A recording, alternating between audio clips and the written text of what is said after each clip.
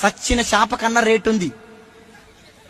లేదా 150, 200 సచ్చిన రొయ్య కన్నా, లేదా ఎండిన చేపకు రేటు, సచ్చిన చేపకు రేటు, సచ్చిన రొయ్యకు రేటు. నువ్వు చచ్చేవాడన్నా కొంటాడా? 5 రూపాయలకు కొంటాడా? 10 రూపాయలకు కొంటాడా? ఉత్తగా తీసుకపో.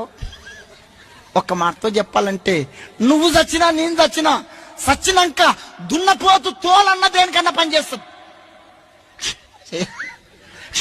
ఏదా దున్నపోతు తోలన్నా చెప్పడే, నీ తోలు నా తోలు, నీ తోలు నా తోలు.